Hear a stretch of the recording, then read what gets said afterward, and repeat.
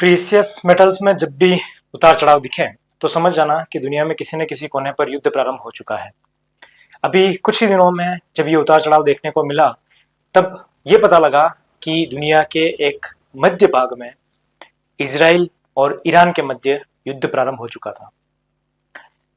जो ख़ोमेनी थे उनकी डेथ हो चुकी, उसके साथ में ही प्रत्यक्ष रूप से अमेरिका भी इसमें जुड़ गया। आज इस सेशन में हम बात करेंगे कि ईरान और इजराइल की आखिरकार ये क्या कहानी है, क्यों ये युद्ध हुआ और ये कॉन्फ्लिक्ट इतना बड़ा कैसे हुआ कि यूएसए इसमें इन्वॉल्व हो गया और आज ये परिणाम हमें पूरी दुनिया भर में देखने को मिल रहे हैं। क्यों मिडिल ईस्ट के सभी जो अरब कंट्रीज हैं वो ईरान के साथ नहीं है और क्या कारण है इस पूरी कहानी की और इसका क्या इतिहास है, उसके बारे में आज हम चर्चा करेंगे। तो चलिए साथियों, शुरुआत करते हैं आज के सेशन की और जानते हैं इसका पूरा इतिहास, कच्चा चिट्ठा। सबसे पहले मैं आपको इंट्रोड्यूस कराना चाहूंगा 3 ऐसे शख्स से जिसके कारण ये पूरी कहानी बनी हुई है। अली ख़ोमेनी, जिनकी मृत्यु हो चुकी है। नेतन्याहू, ये ईरान के प्रमुख थे। नेतन्याहू जो इजराइल के प्रमुख हैं। और डोनाल्ड ट्रंप, इन्हें कौन नहीं जानता, ये अमेरिका के प्रमुख है। और दुनिया में किसी भी भाग में कोई हलचल हो और इनका नाम ना हो, ऐसा कैसे हो सकता है। कहने को तो ये शांति दूत है, लेकिन आज दुनिया भर में अधिकतर अशांति इनके कारण बनी हुई है। अभी हाल ही में पाकिस्तान और अफगानिस्तान के मध्य चल रहे युद्ध में भी इनकी भागीदारी देखने को मिल सकती है, क्योंकि ये उसमें अब इंटरेस्टेड दिखते नजर आ रहे हैं। साथियों, सबसे पहले हम जानते हैं कि आखिरकार ये कॉन्फ्लिक्ट कैसे शुरू हुआ, क्या कारण है कि दूसरी जितनी भी कंट्रियां हैं वो इनका साथ, ईरान का साथ नहीं दे रही है। सबसे पहले हम 4 कंट्री को लेके बात करते हैं, यूएसए, इजराइल, ईरान और सऊदी अरब। हुआ ये था कि जब इजराइल ने ईरान पर ड्रोन हमले प्रारंभ किए, उस समय जो ईरान था उसने सभी अरब कंट्रीज जो थी उस पर ड्रोन हमले करना प्रारंभ कर दिए थे। और इवन दैट कहे कि ये इन पे हमले नहीं हो रहे थे, ये हमले हो रहे थे यूएसए के बेस कैंप बने हुए हैं सभी देशों में, उन पर ड्रोन हमले प्रारंभ किए थे ईरान ने। अब क्या कहानी है कि यूएसए इसमें इन्वॉल्व हो गया। तो सबसे पहले हम देखते हैं कि इजराइल और जो ईरान है ये दोनों आपस में क्यों लड़ रहे हैं काफी लंबे समय से। साथियों, इजराइल और ईरान, जो ईरान है वो सपोर्ट करता है 3H को। 3H का मतलब ये हो गया, फर्स्ट हिजबुल्लाह, सेकंड जो हमास है और थर्ड हूती। 3H को सपोर्ट करने वाला है ईरान। वहीं जो इजराइल है वो इस चीज से बहुत ज्यादा परेशान है पहले से। इजराइल पर लगातार आतंकी हमले जो है वो ईरान लगातार करते आया है, जिससे हम देख रहे हैं कि काफी लंबे समय से इन दोनों के मध्य में कॉन्फ्लिक्ट बने हुए हैं। यदि हम बात करें कि जो सऊदी अरब है या अरब देश है वो ईरान के साथ में क्यों नहीं है, तो साथियों जानना कि ये जो ईरान है उसके और सऊदी अरब के मध्य में ये एक सी रूट है और ये एक महत्वपूर्ण रूट है, क्योंकि यहां से दुनिया का 20% ऑयल जो ट्रांसपोर्ट होता है वो यहीं से होता है। अब सऊदी अरब जो है वो ये कहता है कि यहां का जो ये रूट है ये हमारा है, लेकिन ईरान कहता है ये हमारा है। असल में ईरान इसे पर्शियन सी कहते हैं, पर्शियन सी कहता है, और वही जो सऊदी अरब है वो इसे अरेबियन सी कहता है, क्योंकि ये पहले पर्शिया कहलाता था इसलिए इसे पर्शियन सी कहते हैं, और ये सऊदी अरब है तो इसलिए इसका नाम अरेबियन सी के नाम से जाना जाता है। ये दोनों आपस में ये दोनों कहते हैं कि ये इस पे अब हमारा अधिकार है। ईरान कहता है हमारा अधिकार है, सऊदी अरब कहता है ये हमारा अधिकार है। लेकिन असल में ये तो एक कहानी है, लेकिन इसकी दूसरी कहानी ये है कि जो सऊदी अरब है ये है सुन्नी और जो ईरान है वो है शिया।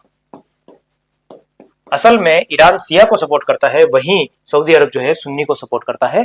और ये दोनों ही जो कंट्री है वो मिडिल ईस्ट में अपना रुतबा जमाने के लिए, अपनी जो धर्म है उसको प्रमोट करने के लिए जो है ये अपने अपने दाव चल रहे हैं। वहीं अमेरिका क्यों इंटरेस्टेड है, तो अमेरिका को देखिए, अमेरिका ने जब भी अमेरिका को कहीं ऑयल दिख जाता है तो वहां पर ये कहता है कि इंटरेस्ट लेना शुरू कर देता है अमेरिका।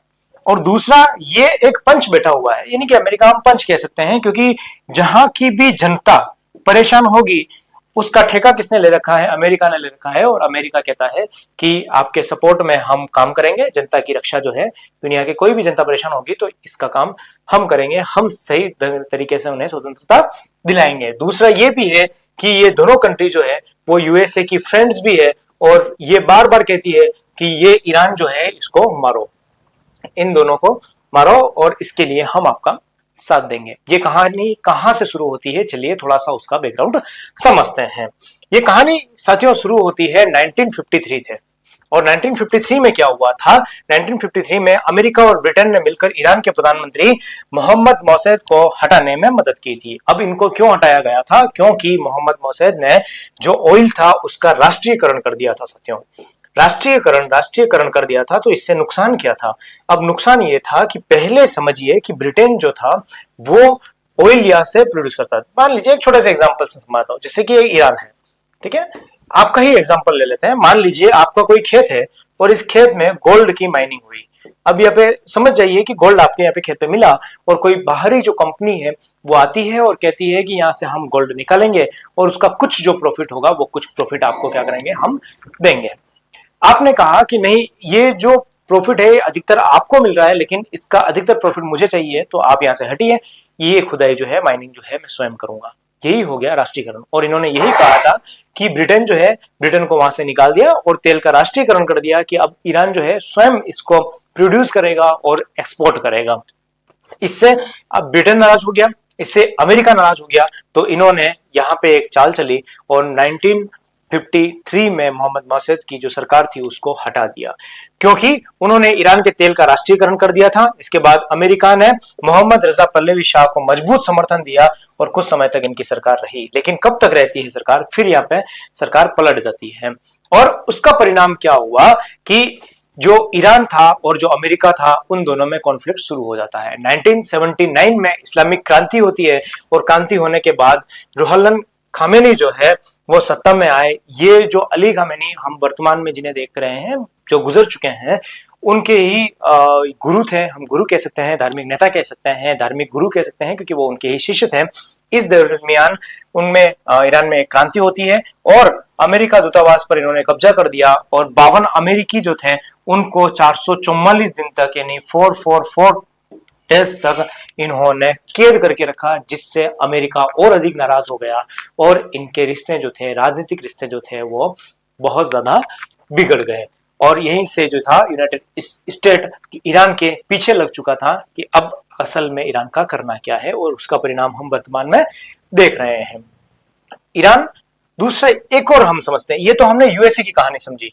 अब यूएसए के बाद में हम इजराइल की कहानी देखते हैं। तो इजराइल में क्या होता है? ईरान पहले ही कहता था कि इजराइल को हम मान्यता नहीं देते हैं, इसीलिए वो गाजा को सपोर्ट करता है। और गाजा को सपोर्ट करने के कारण इजराइल जो है वो ईरान में कॉन्फ्लिक्ट बना हुआ है। मैंने बताया था आपको कि ये 3H को सपोर्ट करता है, जैसे कि एक हिजबुल्लाह हो गया, हमास और एक यहूदी जिस समूह का समर्थन करता है, जो कि एक आतंकवादी संगठन घोषित किए हुए हैं।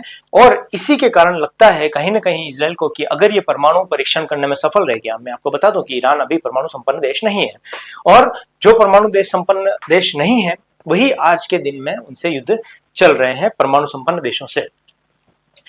अब इजराइल का आरोप है कि यह संगठन उस पर हमला करता है बार बार और ईरान उन्हें हथियार देता है, यानी कि इसके बैकग्राउंड में कौन है? ईरान ही है और ये इनका सपोर्टर है। इसलिए इजराइल ईरान को अपनी सबसे बड़ी सुरक्षा चुनौती भी मानता है। इसीलिए हम काफी समय से देख रहे हैं कि इनका कॉन्फ्लिक्ट जो है वो बना हुआ है। साथ में ही जो परमाणु कार्यक्रम है साथियों, वो बहुत महत्वपूर्ण भूमिका निभा रहे हैं। असल में कारण ही यही है, यूएसए जो है वो इसके पीछे पड़ा ही इसीलिए है ताकि ये परमाणु परीक्षण कर रहे हैं। लेकिन ईरान एक तरफ कहता है कि हम परमाणु परीक्षण कर रहे हैं, वो इनकार भी नहीं कर रहा है कि हम परमाणु परीक्षण नहीं कर रहे हैं, वो कहता है कि कर रहे हैं लेकिन हम इसका उपयोग आक्रमण में और हथियार बनाने में नहीं कर रहे हैं। हम इसका उपयोग करेंगे अपने चिकित्सा में, अपनी बिजली में और बाकी जितनी भी चीजें हैं उसमें हम ये करेंगे, इसका यूज करेंगे। लेकिन अब इसकी पीछे की कहानी इजराइल और यूएसए बताता है कि अगर परमाणु संपन्न बन गया तो होगा ये कि कभी भी परमाणु हथियार से ये हमला कर सकता है, इससे हमको खतरा है। और चाइना और रशिया ये चाहता है कि अगर ईरान परमाणु परीक्षण कर लेता है, परमाणु संपन्न देश बन जाता है, तो दुनिया पूरी बैलेंस हो जाएगी। मिडिल ईस्ट में पूरा बैलेंस बन जाएगा और ऐसा कोई कॉन्फ्लिक्ट भविष्य में नहीं बढ़ेगा। इसीलिए ये अमेरिका जो है एक तरीके से चाहता है कि चाइना का और रशिया का जो सपोर्ट हो उसको नहीं मिले। तो ईरान कहता है कि उसका परमाणु जो है वो बिजली और शांति के लिए हो सकता है, लेकिन अमेरिका और इजराइल इस पर शक है कि ये परमाणु हथियार बना सकता है और इन आतंकवादी समूहों को दे सकता है।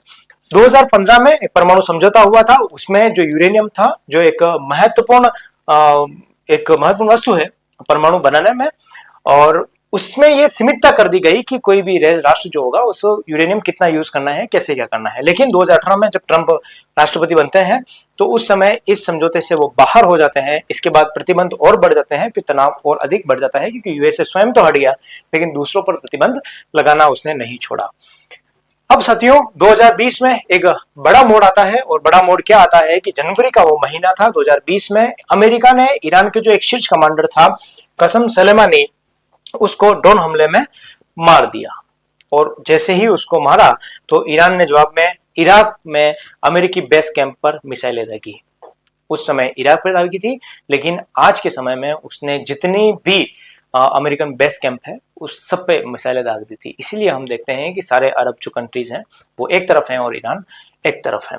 दोनों देशों के बीच सीधी सैन्य टकराव अब यहां से प्रारंभ हो चुकी थी।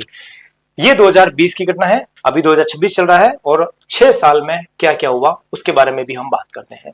अभी तनाव क्यों बढ़ा हुआ है? क्योंकि इजराइल और हमास का लगातार, हमास वही हिजबुल्लाह हमास यहूदी, तो उसको सपोर्ट कर रहा है, और 2023 से ये चल रहा है। गाजा युद्ध के बाद ईरान समर्थित समूहों ने इजराइल में दबाव बढ़ाया। सीधा ईरान और इजराइल मिसाइल हमला 2024 में प्रारंभ हो गया, और 2024 में पहली बार ईरान और इजराइल ने सीधे एक दूसरे पर मिसाइलें और ड्रोन डालना शुरू कर दिया था। अमेरिका का समर्थन किसे मिलता है? इजराइल को मिलता है। अमेरिका इजराइल मुख्य सहयोगी है, इसलिए हर बड़े संघर्ष में वह इजराइल का साथ देता है। साथियों, अब देखना यह आवश्यक है कि अब दुनिया किस ओर मोड़ जाएगी, और साथ में ही दुनिया का अब मिडिल ईस्ट का मुख्यतया क्या होगा। भारत अपना क्या स्टैंड रखता है? क्या भारत फिर न्यूट्रल ही रहेगा? क्योंकि ईरान और इजराइल से, दोनों से भारत की अच्छी दोस्ती है, इजराइल से काफी अच्छी दोस्ती है, और लगातार जो डोनाल्ड ट्रंप है वो अपनी पूरी पावर को बता रहे हैं, बार बार ये कहते हैं कि उनकी सैन्य शक्ति जो है वो काफी मजबूत है। देखना ये होगा कि अब दुनिया में क्या तीसरा वर्ल्ड वॉर प्रारंभ हो जाएगा, या फिर कहीं ना कहीं शांति पुनः स्थापित हो जाएगी। इस पर आपकी क्या राय है? कमेंट सेक्शन में जरूर बताइएगा। आप नए हैं तो सब्सक्राइब जरूर कर लीजिएगा। ऐसे ही हम नए मुद्दे पर डिस्कस करते रहते हैं। अगले वीडियो में मिलते हैं। धन्यवाद।